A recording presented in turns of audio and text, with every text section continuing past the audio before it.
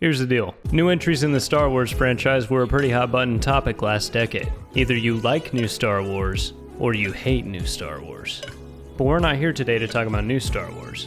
We're here to talk about peak Star Wars, specifically a game derived from a small part of a film released in 1999. Now this is pod racing.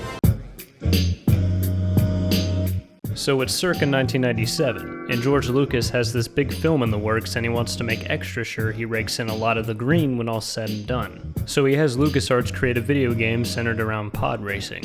They finished the game in about 2 years and decided to call it Star Wars, Episode 1, Racer. Because another company already owned the trademark for games called Pod.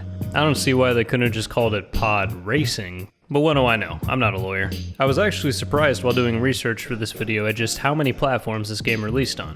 It got released on Windows, Macintosh, Nintendo 64, Dreamcast, Game Boy Color, and almost the original PlayStation. The N64 version even got a limited edition console bundle that was literally just the standard gray console in the game. Kind of a missed opportunity if you ask me. And the Game Boy Color version of course had to be completely reworked for 2D gameplay. Because Game Boy. Fun fact, this game holds the world record for the best-selling sci-fi racing game, beating every entry in the F-Zero franchise. Maybe that's why this game got a port to the PlayStation 4 last year and F-Zero hasn't had a game in 16 years. The absence of F-Zero games can drive. Speaking of that PlayStation 4 port, similar to my last video, this game has recently had a re-release, becoming available for the Nintendo Switch and PlayStation 4. Much like the Mario 64 re-release, this is essentially just an upscaled port. But at least this port can say it runs at 60 frames a second. For a game based entirely around a gimmick from a bad movie, it actually turned out really good.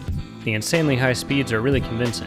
The devs actually stated that they wanted you to actually feel nervous because of how fast you were going. And you should be nervous, because if you hit just about anything going this fast, you will absolutely explode. And the other racers are going just as fast as you are, so waiting to respawn after said explosion can really set you back. However, if you hold down your throttle for long enough and you can refrain from running into anything, you have the opportunity to boost. Boosting can be very useful, but it puts you at elevated risk of explosion if you run into anything. And if you boost for too long, your engines will overheat and eventually catch fire, also resulting in an explosion. Pod racing is starting to sound like a really bad idea, guys.